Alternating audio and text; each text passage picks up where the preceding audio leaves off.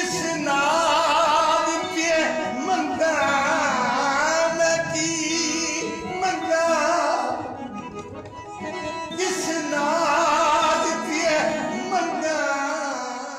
कराची की भीड़ में खो गया था, शहर के शोर से दूर जाना चाहता था, अपने आप को ढूंढना चाहता था।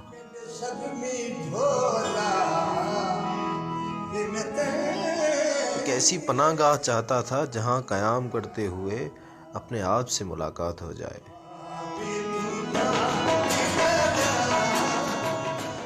अपना आप दिखाई दे।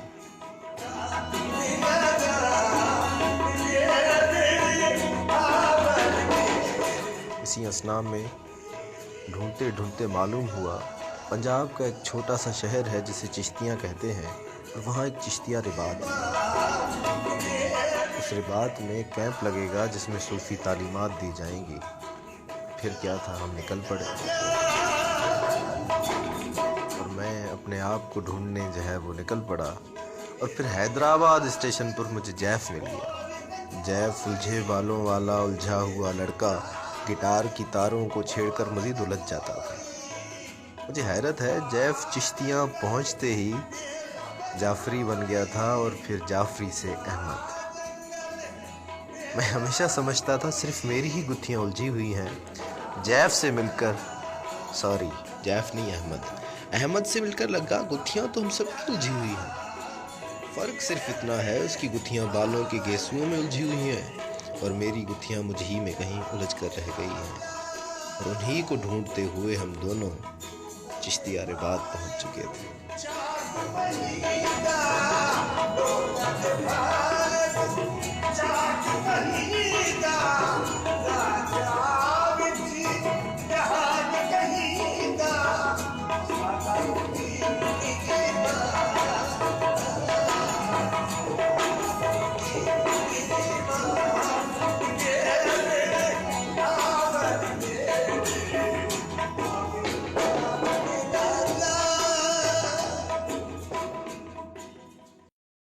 तसव्वुफ़ के बारे में पढ़ते हुए मुझे अंदाज़ा हो गया था कि ये जो सफ़र है ये जो है वो मेरा ख़्याल से हर मिनट का होता है, हर वक्त का होता है। फिर जो जैसे जैसे उम्र बढ़ती जाती है आप ज़िंदगी के साथ उसको कैरी करते हैं।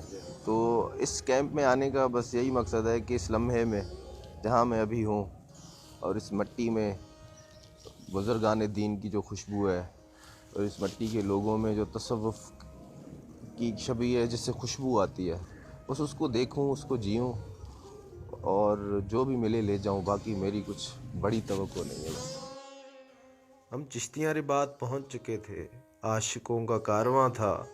गिरदो निवाह में एक सुकूत था, एक ऐसा सुकूत जो हर किसी को बिला तफरीक अपना फैज़ अता करता था। मुझे वहाँ पहुंचकर एक अजीब सी हैरत का एहसास हुआ। हम जो रेलगाड़ी में गाते बजाते आए थे, यहाँ पहुँचते ही खामोश से हो गए थे।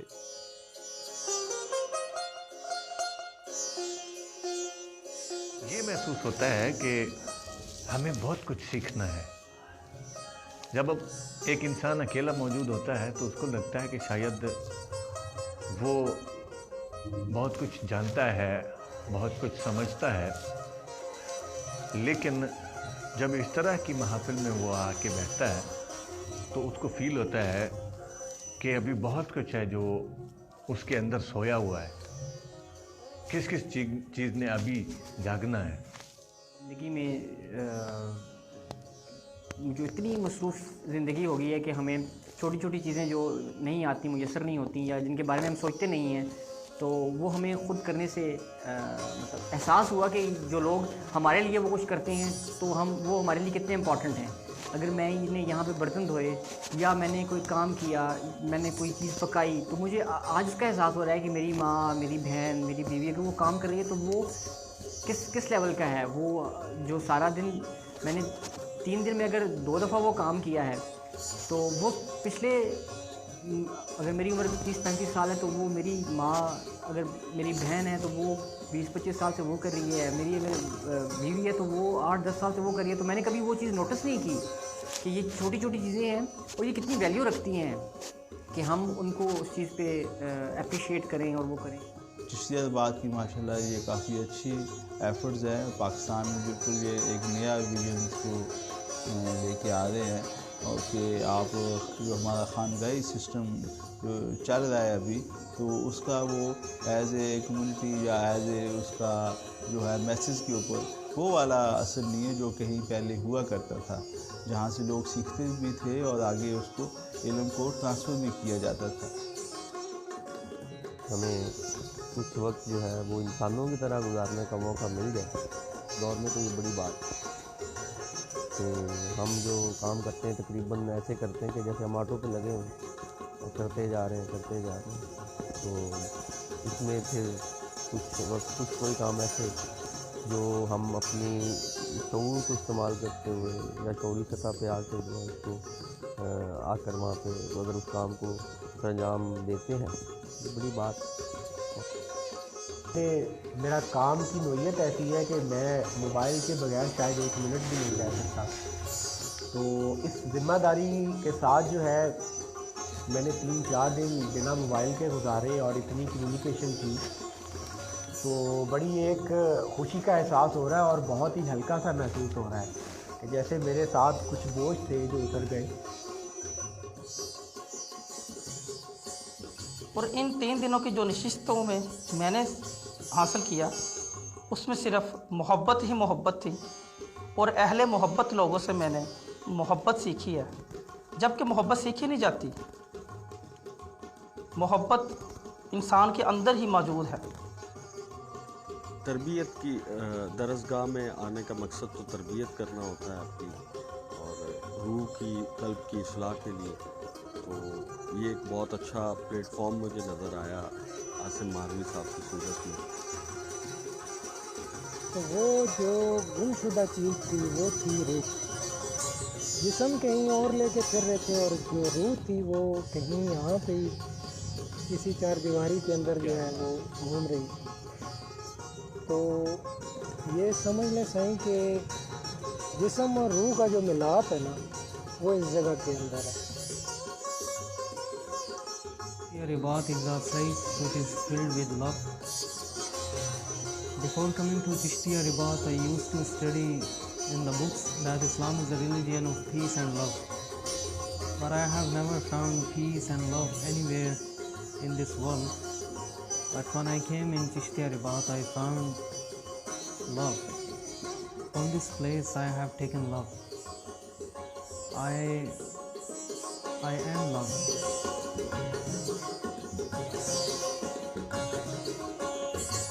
समा है या मौसीकी है, इसमें सूफिया का बड़ा लगाव रहा और उनकी अहम वाबस्तगी से रही।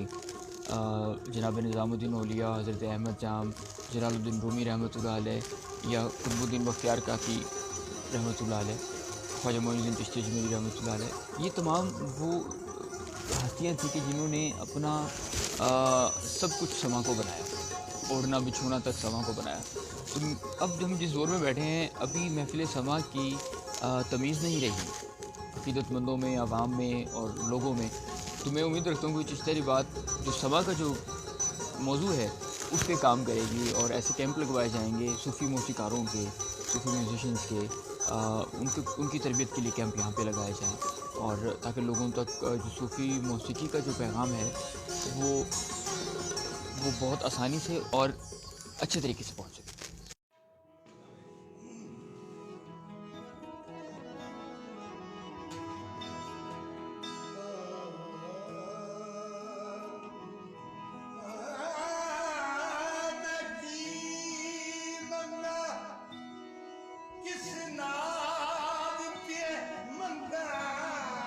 जैफ जो बज़ाहिर ज़िद्दी सा लड़का मालूम होता था, शायद ये कहना मुनासिब है जैफ वाकई ज़िद्दी था।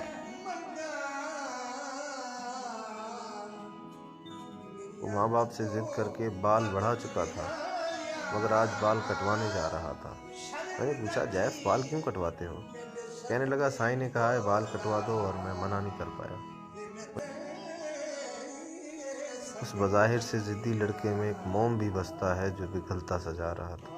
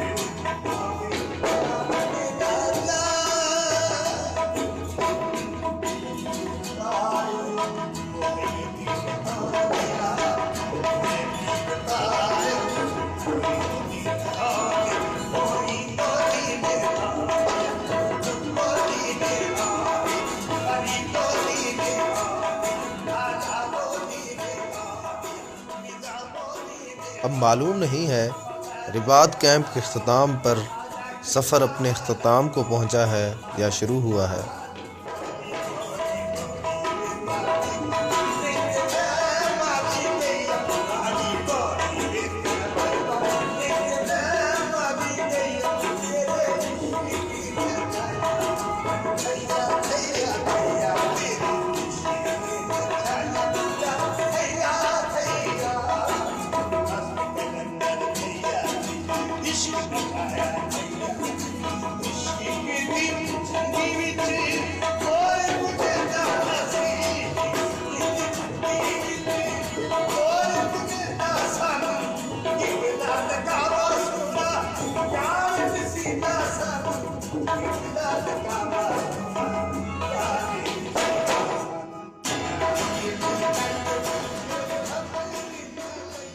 मैं तो बस इतना जानता हूँ, जैफ के साथ आया था, अब अहमद को साथ लेकर जा रहा।